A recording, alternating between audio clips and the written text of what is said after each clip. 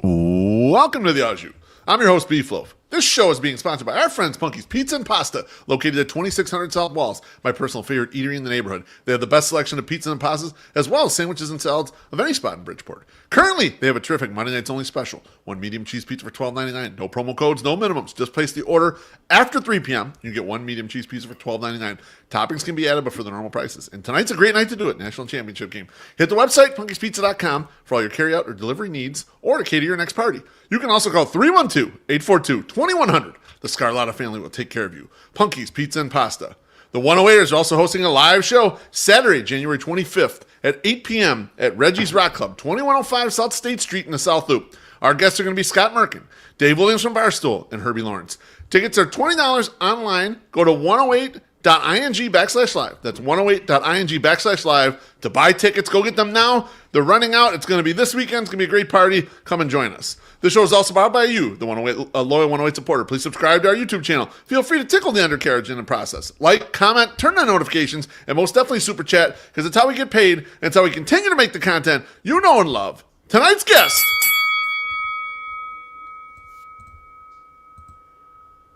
He's a longtime contributor for Sox on Tap, which is part of the On Tap Sports Network. Never afraid to give a bombastic take with some balls in it. He's also very comfortable looking like Ted Kaczynski, the Unabomber in public. He's the artist formerly known as Sox and Satan. Besnik, welcome to the Au, my friend. I look like you're doing an infomercial in this picture. I'm a little upset at you because I look at your Twitter line and you got no fucking pictures of yourself up there. So I got to go snooping on like LinkedIn or some other site. And I'm like, this is like a professional picture right here of you doing some shit. That was a thing I did for the company that I worked for. It was like one of like a YouTube short about what we do and like my role and what I can help clients with. Yeah. So that's amazing that you found that, because that thing is like 10 years old.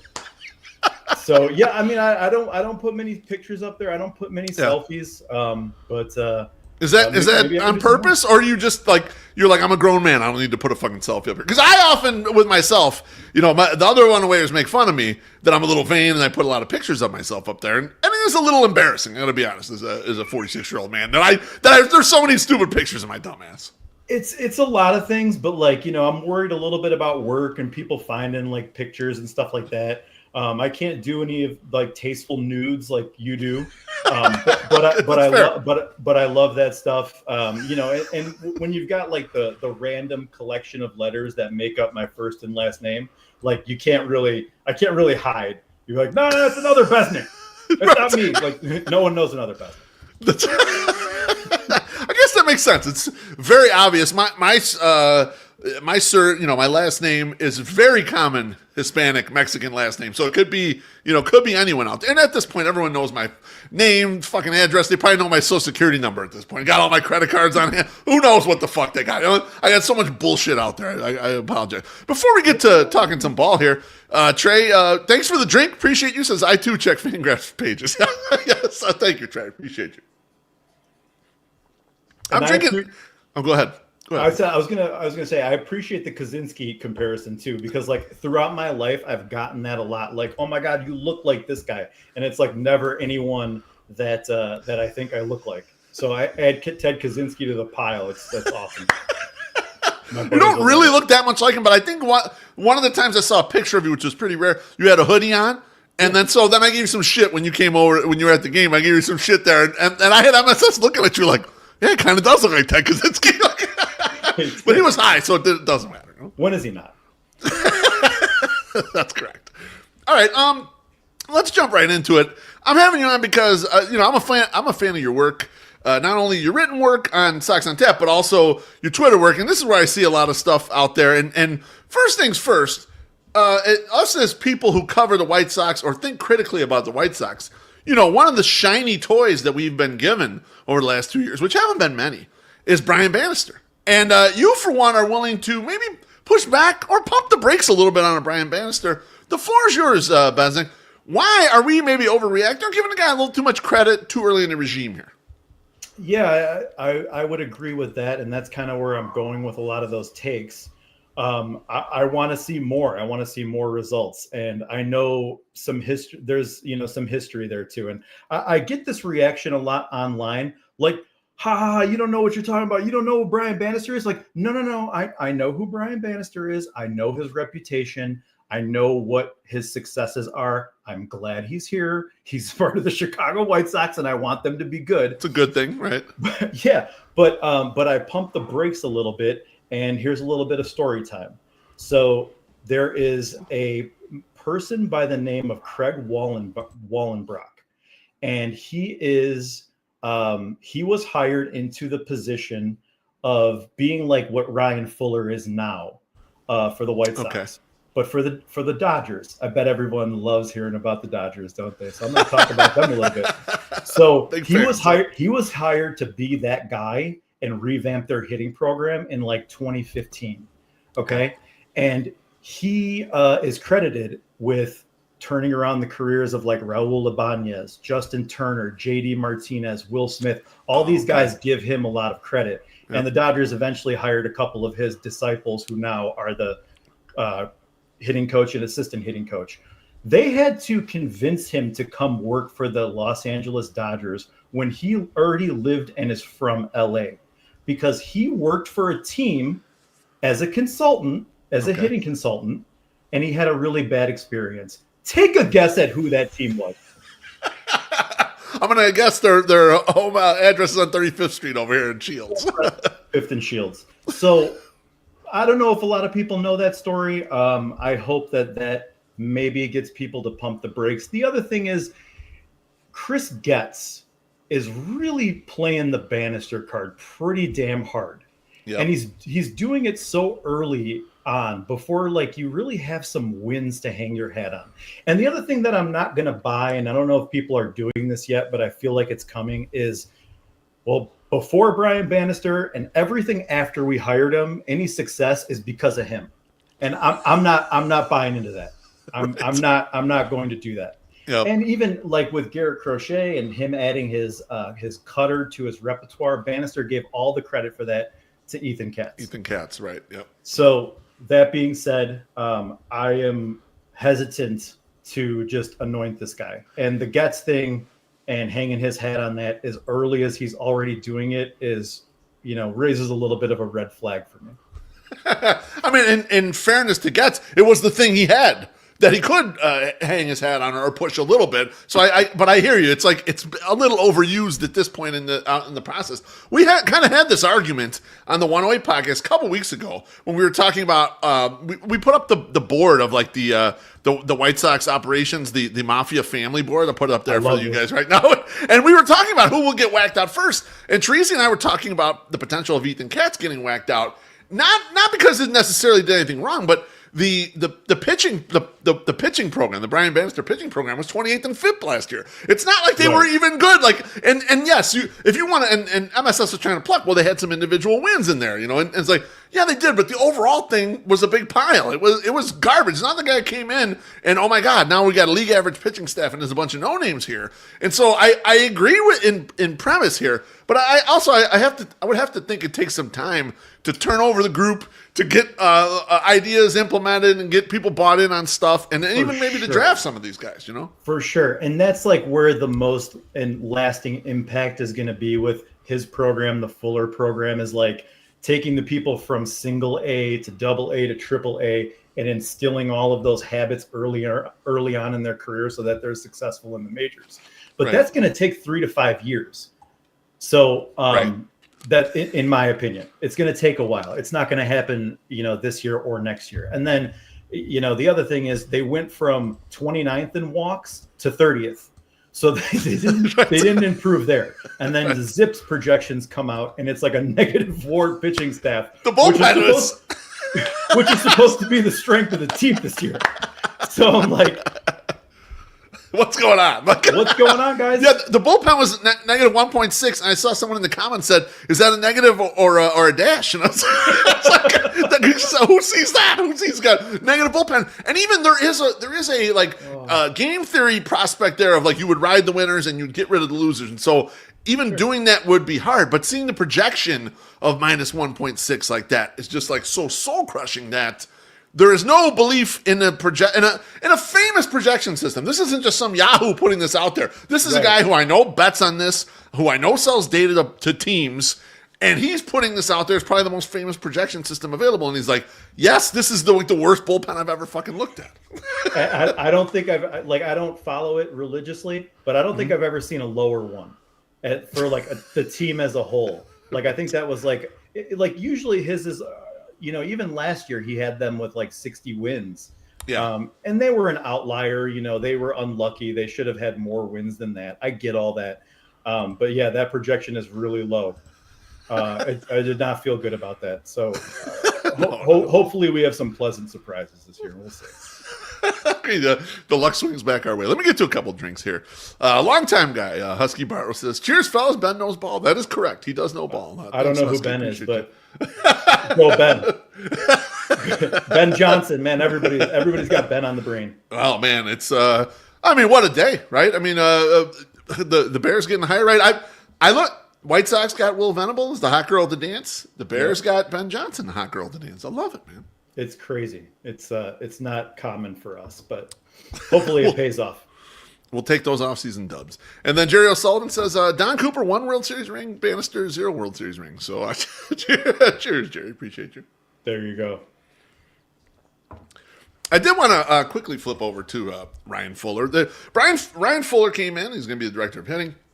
To much fanfare initially, and then those fires have died down. But when you look at that, you were mentioning, it's going to take 3 to 5 years for these guys to get their plans pushed through. Yeah. With Fuller, how much do you think he is part of them saying, let's go grab this journeyman and bring him in? How much of the decision making is getting put in? Because my assumption is on the pitching side, Brian Bannister is very involved in the decisions they're making to grab veterans, to trade for relievers, et cetera, et cetera. Do you think Ryan Fuller is kind of getting the same amount of hand on the position player side? Yeah, the one thing that I've liked about Getz is it looks like he's willing to let these people come in and take their ideas and kind of run with it. Hire good people, let them do their thing. So I would assume, I guess we don't know for sure, but it feels like he's doing that with Bannister and letting him have that leeway, and I would assume that he's doing that with Ryan Fuller. I hope that there's some reason there as to why they brought back Andrew Vaughn. Hopefully that's some, Fuller thinks he can do some things there. But, at the same time, he's got the journeyman he can work with. But a lot of these guys are, how much more can you get out of a guy who's been in the big leagues for a while? Mm-hmm. Is my thought with immediate impact. Hopefully we see these guys just taking a different approach at the plate. Hopefully we're seeing more walks.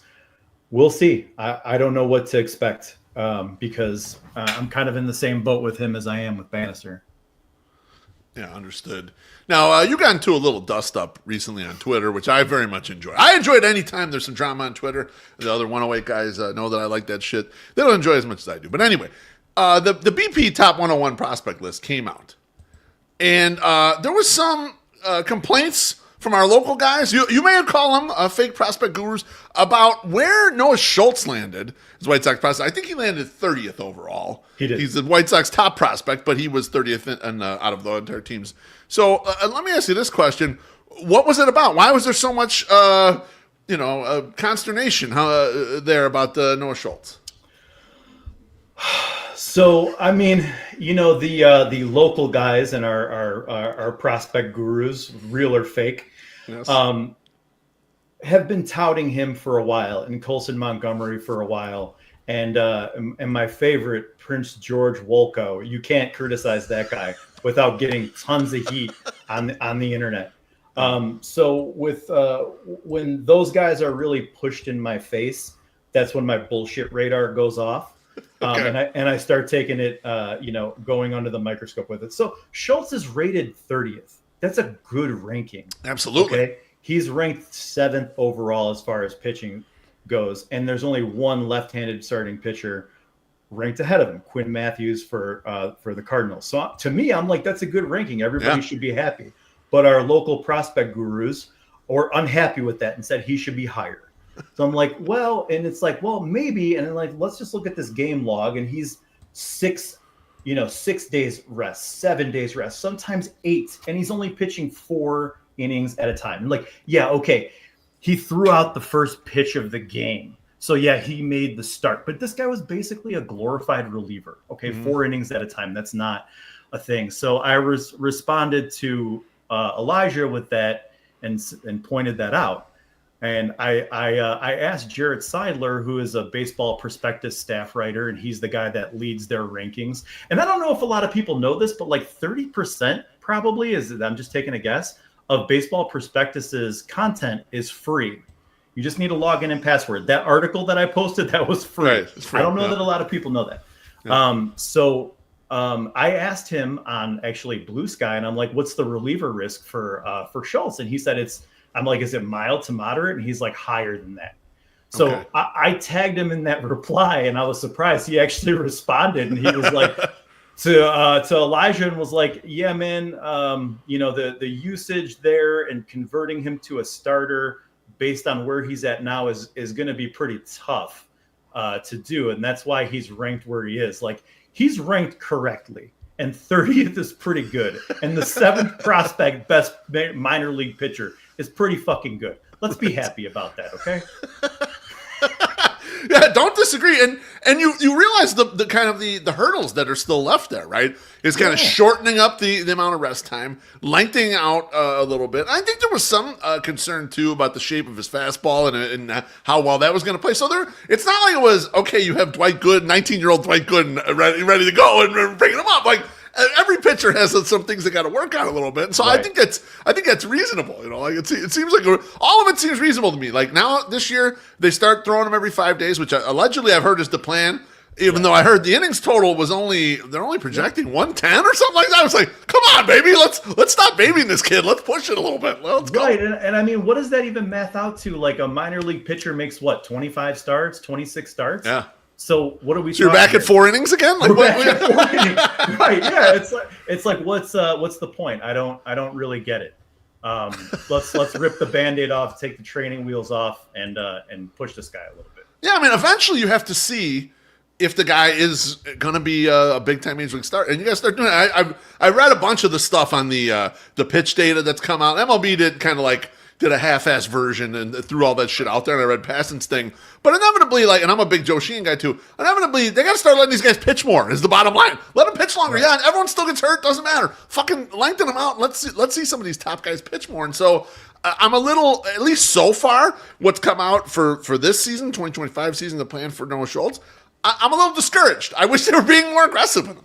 I felt the same way, and I guess that's the same plan for Hagen Smith.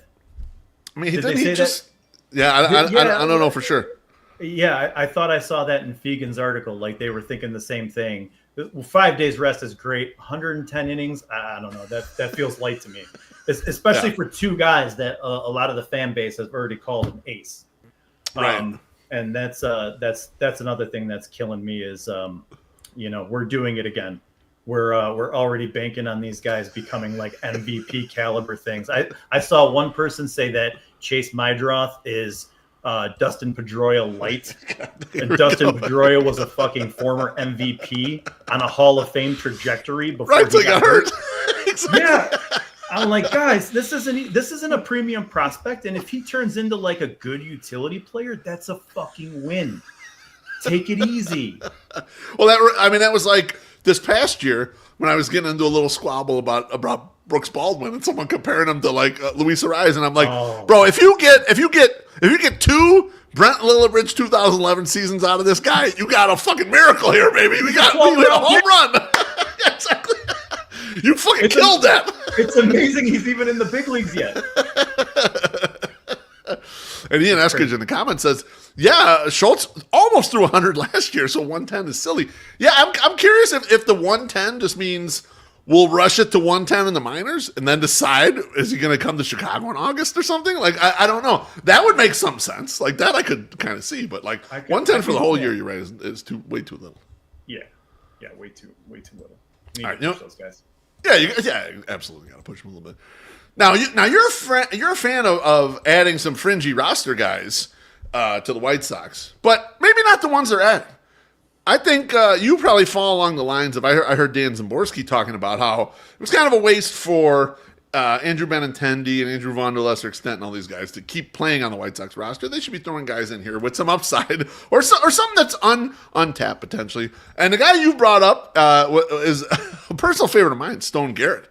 Stone Garrett led me to a tweet storm when I was drunk off my ass on a Sunday in 2022 because he homered off Dylan Cease and the Sox lost to a terrible Diamondbacks team and it just like led to them like not making the playoffs that year. But this man, Stone Garrett, has a ton of fucking power.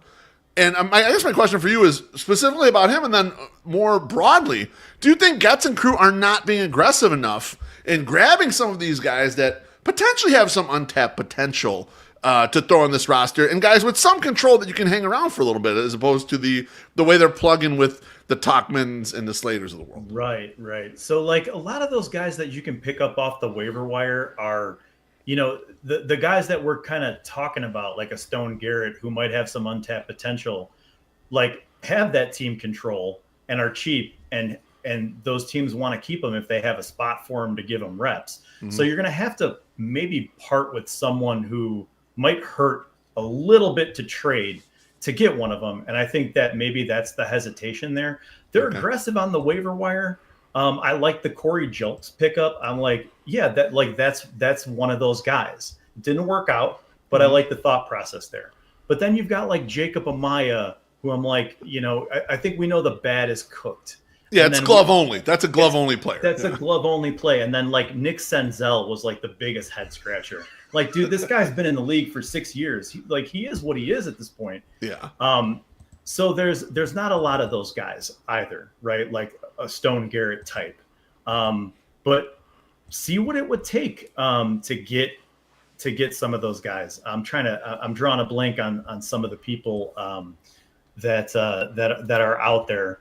But yeah, like that's the thing. You've got to trade something that hurts. I don't know if they're prospect hugging. I don't know what it would take to get those guys. I'm not always good with trade proposals. Yeah, what would the matchup be to actually get them? But I think you're right. I do want them to be more aggressive. I think you're right in concept, Besnik, because I think a lot of teams, like when there was thought of, oh well, you could just trade Gavin Sheets, you could just trade Andrew Vaughn. No, every team has guys that are kind of like that are fringy, but they might be better than our guy if they got an opportunity. But we don't know; they haven't gotten an opportunity yet, and so it's like that. I mean, Miguel Vargas is kind of one of those guys. To be perfectly honest, he came here and he stunk. But that's kind of a similar concept there because the Dodgers really weren't able to give him enough of a runway there. They got him a little time or whatever, and they were playing him out of position materially because they just didn't have the spots. Like those are the types of guys, and they're not going to work out all the time. Yeah. But that's a gamble, Right, that's the gamble you take. They took that gamble with Miguel Vargas. It's not looking too good. I did when it went down. I did not hate the Fetty trade the way that everybody else did. I think you had a guy on here before who kind of broke down recovering value prof, in that trade. Yeah, yes. Recovering prof. He actually that's kind of where my head was at. I still think the return was a little light. I gave it a C- when the trade went down. I think another prospect should have been in there. But yeah, I think people overvalued him a little bit. But yeah, I mean, like I said, you've got to give up somebody that hurts a little bit to get those guys. Okay, so like one guy would be like Jonathan Aranda on the Rays is another guy who, go call them and see what it would take to get him. Like he's 26, couple of years in the big leagues, never really gotten a full season under his belt. Some untapped potential there. Like I said, not a ton of those guys, but call around, see who you can get. Yeah, it's worth a shot considering, in theory, what you have when you have a real bad team is 6,000 plate appearances and 1,400 innings to see what anyone can do. And so, like, why not take those gambles to bring them in? Now, I want to jump back to. I want to jump back to Bannister and Fuller for a second. How will we be able to tell when the Bannister pitching program and the Fuller hitting program are actually working? For you, what would make us be able to tell? I won't. I mean, it'll be years before I call it a success because I'm conservative in that way where I want to see consistent wins. I want to see like, you've got your 40-degree day guys, which I love that shit because I love The Wire. So like, can they turn the 40-degree guys into 45s, into 50s? Let's see that happen. Let me see some consistent, like, guys come up. Maybe it takes them a year and a half to figure it out at the big league level, but they do, and we're seeing that on a consistent basis. That is how I'll know long term that it's working, and I'll call it a success. In the short term, I just want to see, like, I'm so sick of these guys just swinging away at everything, dude. Like, just show me a different plate approach where maybe you're willing to take some pitches. Maybe you're going to strike out a little bit more, but like you're going to actually make contact and hit the ball when you get the opportunities to drive in some runs. That's what I want to see. I want to see walks go down. I want to see walks go up. If they do that this year, I'll be like, okay, maybe this is actually on the right foot. I love it. I mean, it reminds me of when Yohan Moncada came up, and we were mesmerized that a guy had control of the strike zone, like, because you didn't have anyone. I mean, even that team had Jose Abreu, but Jose Abreu would even swing out of the strike zone a lot. He was such a great hitter, though he could make it work. The other guys would do that, and it wouldn't go so well. But it was like, oh, this guy knows a ball and strike, and he's not afraid to hold the bat on his shoulder with a borderline pitch and let it go. Like, it was great. It was. He just didn't swing enough at shit that was in the zone. Correct. Yeah, that undid him. But you get the point. I get the point. Yeah, for sure. All right. Last thing on the White Sox here. How many wins would make this season fun for you, Besnik? Like, so, we know what we're going into here, but how many? Yeah. How many for you would be like, okay, this was a fun year? So, it's not going to be fun. I don't need a certain amount of wins for the White Sox to be fun because I've been watching them my whole life. And the amount, if we're just looking at it and like fun is this many wins, then that number is unattainable for the Chicago White Sox. But I can have fun in a 55-win season if some cool, unexpected shit happened. Like Miguel Vargas just blasts 20 home runs, or Mike Tauchman hits 20 homers, or Martin Perez finds that 2022 Johnny Cueto season. So stuff like that, or like Daniel Palka back in 2018. Yep. That would be fun. That would get me watching, or just be more fun to watch. So it's not a win total. I'm sorry, I didn't really answer the question. But I'll say that, like, if it's a 55 win season, I'll have fun if some stuff like that happens. Yeah, so I'm going to put you down for 55 with some surprises, because that's what it would be. One of these guys, or even a young guy popping up, a prospect guy popping up and actually looking good. Like when they brought up Gordon Beckham in 2009, I was like, oh shit, Gordon Beckham's good. I mean, it was only that year, but still, like maybe some surprises like that could be all right. Yeah, I would be thrilled with that. Yes, but we're obvious. If we get a lot of those, then we're going to be good and. Yeah, let's stack them. I'm in favor of this. Yeah. All right. It's possible. It's not impossible. I would agree. All right, now you, my friend, are an ardent defender of blogging in a podcast world. Go for it. Your floor is yours. Why are you defending blogging so much in a world where everyone wants to talk into the mic? Everyone wants to be the talking head. Man, I mean, we could spend an hour long. I have an hour-long podcast just on blogging and why I like that better than podcasting while I'm on a podcast. It's like I'm here to trash podcast. Wow. That's what I want to hear, though. I'm here for this. So, I mean, maybe there's some things about the craft of podcasting that I don't understand. Maybe there's some jealousy because, like, I don't think I'm very good at it.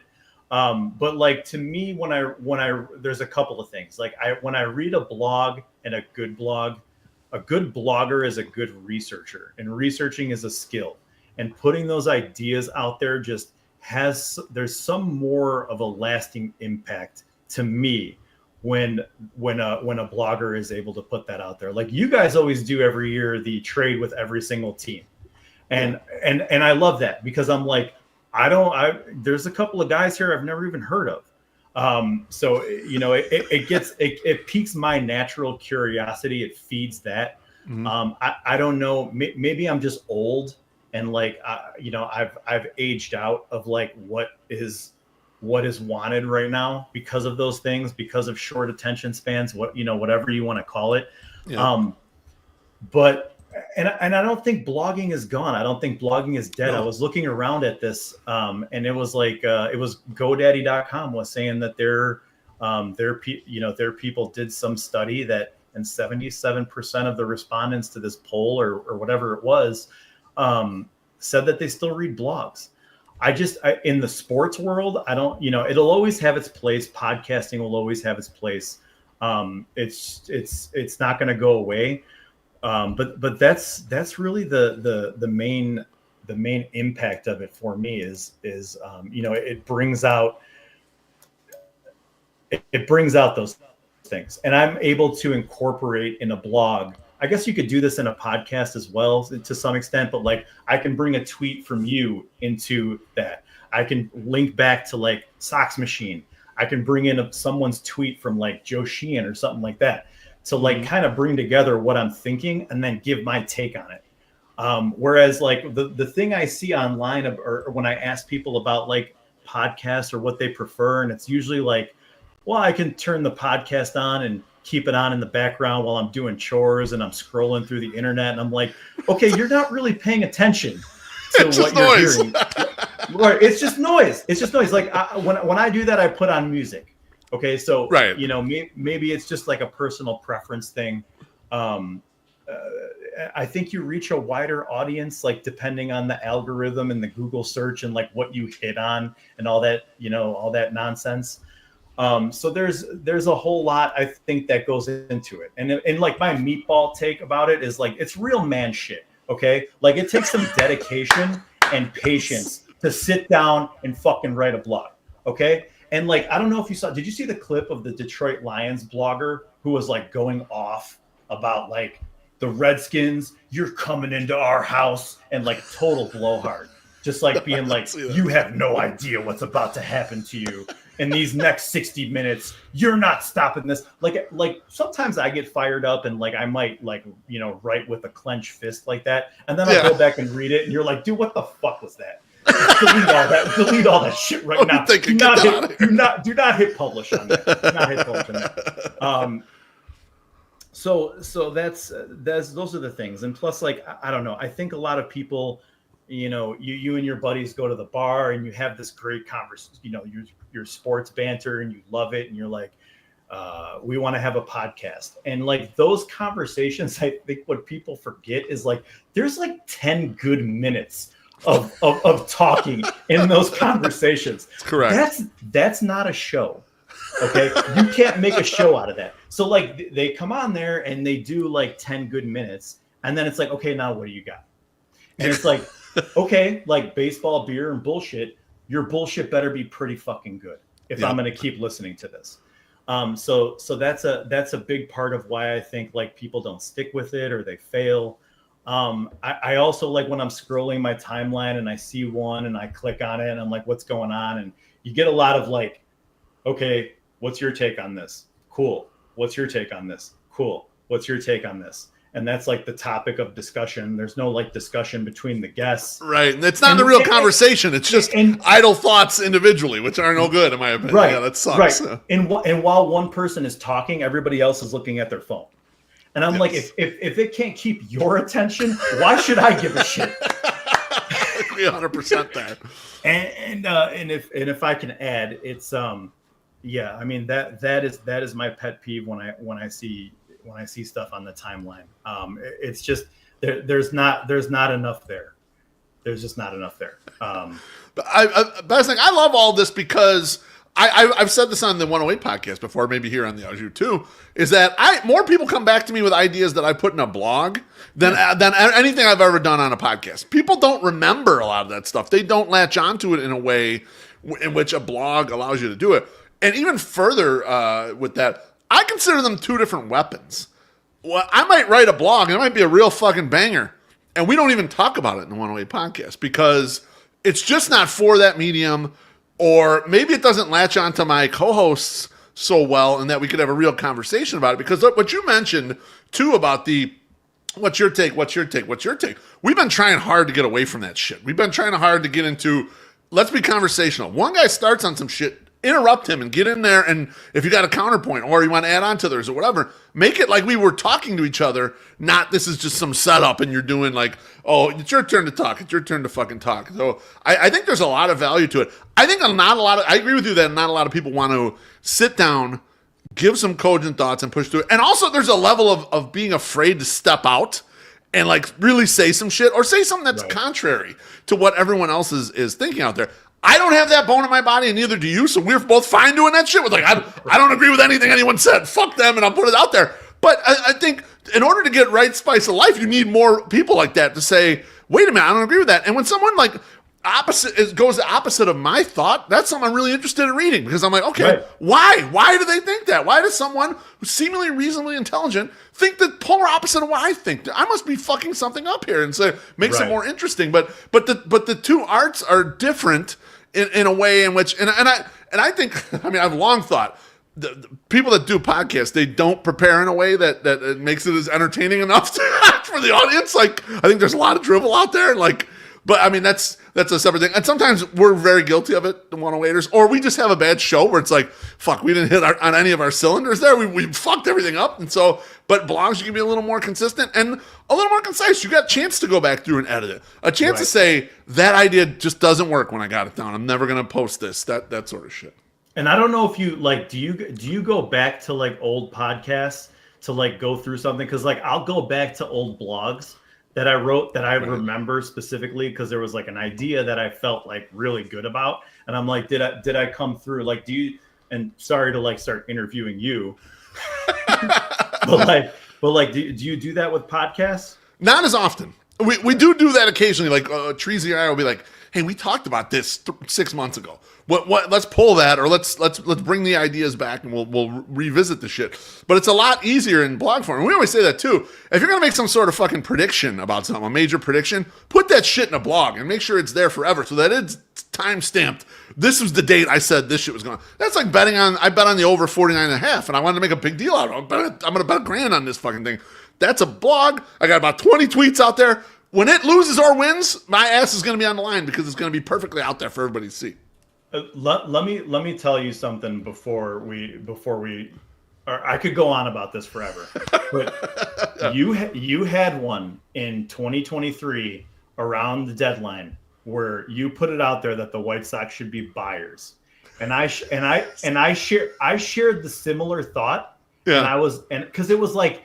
There's like a small difference of being a buyer here and being a seller. Like, you know, it's kind of a crapshoot. So like, fuck it, go for it. And I was like, no, I'm not putting that out there. No fuck. And you put it out there, and I'm just like, hell yeah. And you caught a lot of heat for it. I was like, okay, I'm glad I didn't put that out there, but God damn it, I respect him for that.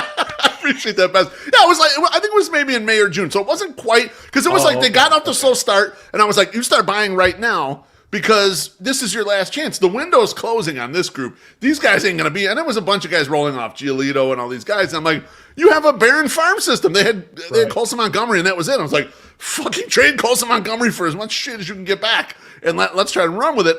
I mean, some of that frustration was from 2022, where they sat on their fucking hands when they had a 500 team. They were 3 games back at the deadline, and they didn't even do anything. Like Rick Hahn just, I'll just take this contract on, and that's my whole deadline. It's like, what the hell are you doing? Like that. Yeah. I had been out on Hahn for a long time, but that was the nail in the coffin where I'm like, how could everyone else not see this now? You know, but I appreciate you bringing that back. Call back. Yeah, I mean, he misread. I have to talk about that deadline. I mean, he misread the market, and he was like, man, the cost was a lot higher than we thought, you know? And then you go back and look at the prospect list, and it's like Oscar Colas and Jose Rodriguez. It's like, you didn't want to part with these fucking guys? Are you serious? Terrible. Like, because we were still in it. We were, yes, 2022. I mean, I had a couple parts, and and truth be told, they didn't. So that they fall apart in that game against Cleveland when it goes extra innings, end up losing. I was there. You were at the. My wife and I were on our 20th anniversary trip. We were in New Orleans. We got back to the room after gambling, and I'm like, let's put the game on and watch the end of it. And it was soul crushing. But after that, so even after that shit though, so okay, you're probably not going to win the division. But they only missed the wild card by like 5 games or something like that, 6 games. So had they put their heads down and not lost it there, because they had a big losing streak after that, Or had they had additional talent in there, they could have been a wild card and they could have been in the playoffs. Like it was an embarrassing job by the entire front office there for sure. I know. And man, he really benefited from having La Russa as the manager because that was like his human shield. Took all the heat for him. Yep. all the heat for him. One last thing about blogging, I got to say this. I think the ones, and people are going to say I'm simping or I'm glazing or whatever, but this is the one I watch or listen to the most because the best ones, and even this goes for the radio and like the Score and ESPN, are the ones when they have good guests. Like you got Sheehan on here, which is awesome because now I have something in common with Joe Sheehan. We've both been on this podcast. Yes. And like I've been reading his newsletter for years. Yeah, me too. Big fan. So those, you know, if you can get good guests, that's good. That's good conversation as well. Those are the best podcasts, in my opinion. Just wanted to finish that. Totally agree. And I got a lot of feedback when I always ask for feedback from people. It's like, give me some feedback on 108 stuff or whatever. And a lot of the RSU feedback was like, you really branched out on some new guests and you got some good guests coming on. And this is like, that's the way for this thing. So that's going to be approached. So I appreciate the reinforcement there. One last thing, and it's another thing you're getting a little heat for on the internet here is the Baltimore Orioles. You've been out there very vocally saying that the Orioles are Rick Honning their rebuild. Explain. Oh my goodness. Okay, so first of all, it's not totally analogous here. Like it's not like, oh my God, it's exact. But man, the parallels are crazy. And like, I don't know how much people like go out there and seek out like, what are Orioles fans saying about what's going on? Like, what are Yankees fans saying about, their team right now? And I go out there and it's like, they got these new owners a year ago and everybody was excited and celebrating it because it's like private equity guys that have deep pockets and they're still not spending. Yep. And then it's like, Mike Elias is the GM and it's, it's his fault. He's not doing these things. And you got people calling for his head, and then you got people like, no, it's the owners. I'm like, whoa, you were just celebrating these guys. Hold on a second. And it's like the owners need to be spending and like I agree with that. I agree with both sides. And it's like this finger pointing between like, is it the front office or is it the owner? And I'm like, this sounds really fucking familiar. And then you look at it and it's like, okay, and like the heat I got for it was like comparing their rebuild to ours, and I'm like, hey, we had 2 playoff wins. How many do they got? And none. And everyone's responding. Everyone's responding like they're not. Let's do it, Chirizi. I'm fucking in, dude. I'm so in. And it's and the Orioles, by the way, Chirizi should have been in that last blog about who should be spending like crazy. Yes, for sure. But it's, I caught a lot of heat for that. And people were like, well, they're not going anywhere. They got all these prospects and they're a player development machine. And I'm like, well, the White Sox had a lot of prospects too. And right now they've got 2 in the top 100. And after that, then what's up? And then, you let Santander walk. And he, led your team with 44 home runs. You let Burns walk, who you traded for. And I also can't. Sam, my guy. He's the man. Sam's the man. I like Sam. I'm a little upset though because a couple of years ago I came into the 108 because I saw Sam sitting there and I introduced myself and he was like, "Cool, man, nice to meet you." I gotta know if he did that on purpose or if he's just having a bad day. All right. I'm never meeting someone from White Sox Twitter again. I can't handle rejection like that. Normally very friendly. But yeah, so like, and then I'm like, okay, if you can let any player walk, I don't care. I'm not like emotionally attached to these guys, but you've got to have a plan B.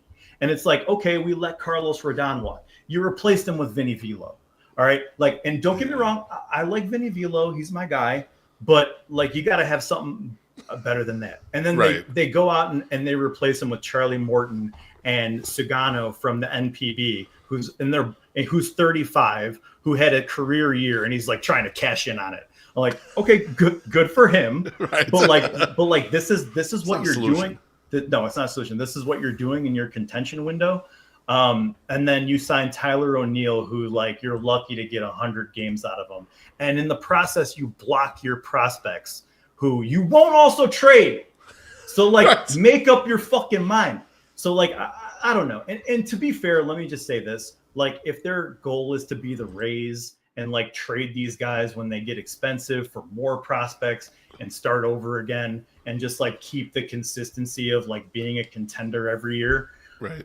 That's cool, I guess. I would, if I was a fan, I'd want them to go for the jugular. They have no reason not to, but I guess they're just going to use these top 100 prospects like the waiver wire. And like when guys get hurt or whatever, then they bring them up and send them back to home because, you know, Basalo and what's the other guy's name? Mayo have 3 options. So you can do that. You got some time, right? Yeah. So that's one thing I'm following. There's a guy in that they sent over to the Rays in the Zach Eflin trade.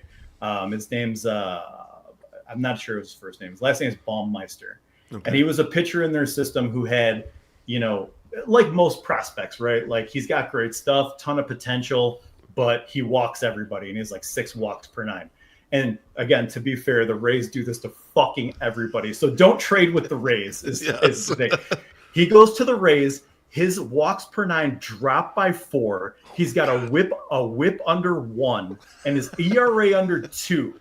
And I'm like, Zach Eflin better pay off because this guy was a 2nd round pick. You guys shipped him out and now he looks like a stud. And, you know, so good luck, guys. and it's funny too, because I've posted about it on Blue Sky and same thing. Orioles fans are in my mentions. Like, you don't know what you're talking about. All right. Good luck then. We'll see. I've seen how this ends, buddy. I've seen how this ends. You better hope your owner spends. I mean, that's the way out, right? The way out is just, hey, start throwing barrels of money and sign free agents that are effective for your roster. You would think that given their position, it's easy. And they have no payroll. It's not like they're in one of these tenuous situations where they're really close to the luxury tax. And I get the owners don't want to pay, you know, double commission on the shit, but like they're nowhere near it. Everyone's cheap right now.